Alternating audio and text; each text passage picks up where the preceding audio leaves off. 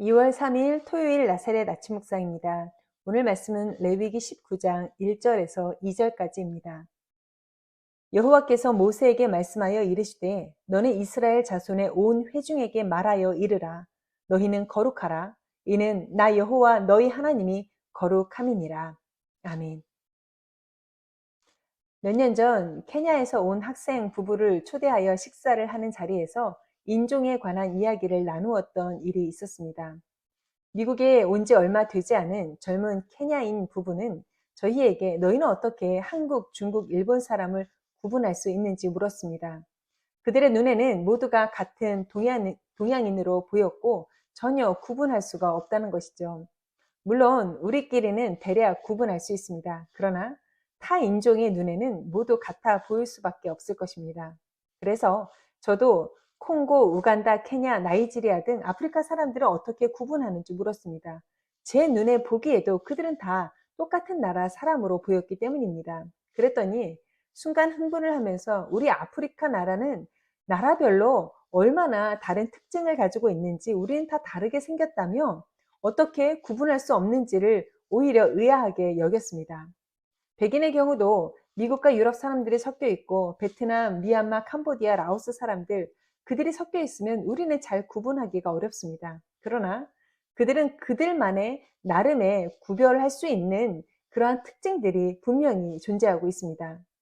그날의 인종에 대한 대화의 결론은 피부색에 따라 사람이 구별되는 것, 이것은 전혀 중요하지 않다. 정작 우리에게 중요한 것은 과연 우리가 하나님의 자녀로 이 땅을 살아가면서 믿지 않는 사람들의 눈에 믿음의 사람으로 보여지고 구분할 수 있고 구별되어지는지 우리 그것을 먼저 돌아보자 라는 것으로 한국 사람과 케냐 사람이 합의를 보았습니다. 오늘날 우리의 교회와 성도는 믿지 않는 사람들의 눈에 어떻게 구별되어 보여지고 있을까요? 교회 담장 안에서는 충분히 우리가 구별됐다고 말할 수 있고 그렇게 생활하고 있습니다. 그러나 이 구별은 교회 담장을 넘어서 세상의 잣대와 그들의 평가로 인하여서 우리가 정말 구별된 것이 맞는지를 확인을 해 보아야 합니다. 우리가 구별되어야 하는 것은 그저 믿는 자이기 때문에 하나님께 대한 도리 때문은 아닙니다. 도리는 지켜도 되고 지키지 않아도 그만입니다. 그러나 구별은 하나님의 명령입니다. 성경 레위기는 온통 구별에 대한 이야기입니다. 우리가 어떻게 하여야 도무지 하나님을 믿지 않는 자들과 우상 숭배하는 자들과 그들 가운데서 어떻게 구별될 수 있는지를 알려주는 책이 레위기입니다. 오늘 본문 레위기 19장에서도 하나님이 이렇게 명령하십니다. 너희는 거룩하라.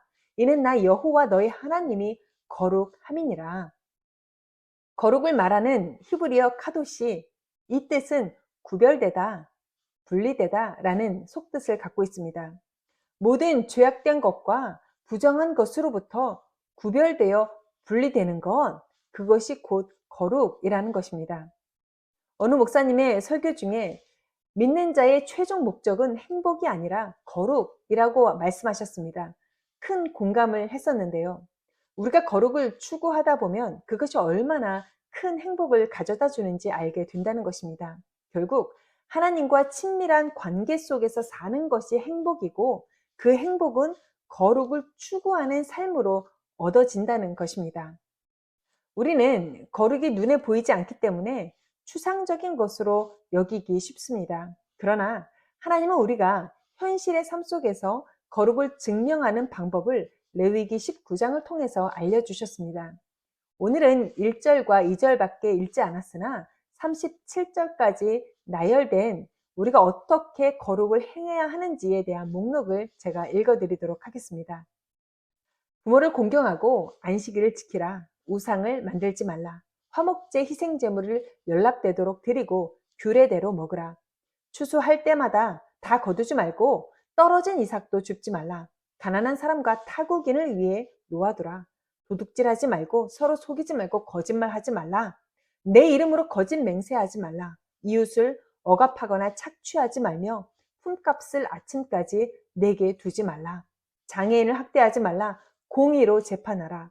이웃을 비방하지 말며 피를 보면서까지 이익을 도모하지 말라. 형제를 미워하지 말며 이웃의 잘못을 견책하라.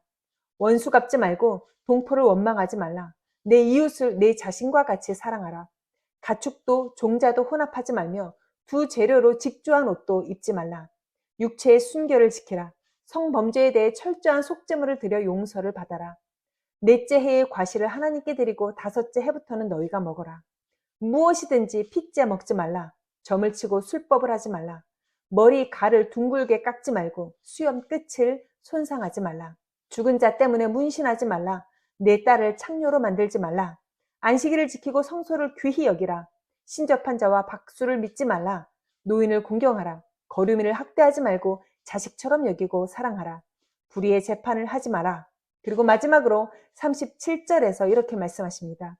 너희는 내 모든 규례와 내 모든 법도를 지켜 행하라. 나는 여호와이니라.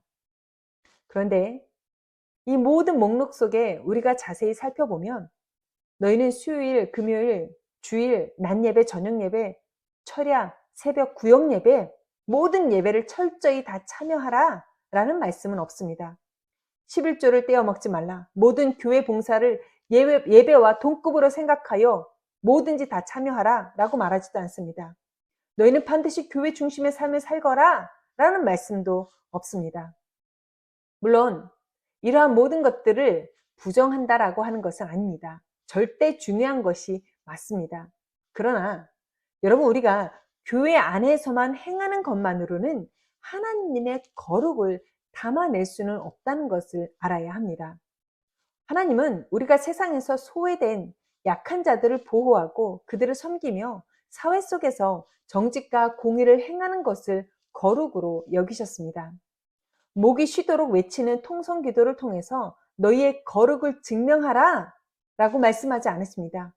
하나님 사랑 그리고 이웃 사랑을 통해서 구체적으로 거룩을 증명하라는 것입니다. 행함이 없는 믿음은 죽은 믿음입니다. 거룩은 행함이 동반되는 구체적인 것입니다. 오늘 하나님께서 우리 마음에 주시는 누군가를 향한 부담과 궁일한 마음을 부어주신다면 우리는 그곳으로 갈 수 있어야 합니다. 그것이 곧 거룩을 행하는 것입니다. 그러므로 믿지 않는 자들과 우리는 구별될 수 있습니다. 죄와 분리된 거룩한 성도의 삶을 살아갈 수 있는 것입니다. 그럴 때에 하나님께서 말씀하신 너희는 거룩하라. 이는 나 여호와 너희 하나님이 거룩함이니라 라고 하는 이 말씀 속에 우리가 오늘 하루도 살아낼 수가 있는 것입니다. 여러분, 오늘도 거룩을 추구하시고 나에게 요구하시는 거룩한 삶의 자리로 나아가실 수 있기를 주님의 이름으로 부탁을 드립니다. 기도하겠습니다. 하나님, 나만, 내 영혼만 뜨거워 하나님과 친밀한 관계로 살아가는 것, 그것만이 거룩이 아니라 소외되고 어려운 이웃들을 돌보고 이웃의 상처와 함께 그것을 싸매줄 줄 아는 삶이 그것이 거룩한 삶인 줄로 믿습니다. 오늘도 하나님의 거룩을 붙잡고 내가 세상 가운데 나가 이 거룩을 실천하며 살아갈 수 있는 복된 날이 되게 하여 주옵소서. 감사드리며 살아계신 예수님의 이름으로 기도합니다. 아멘.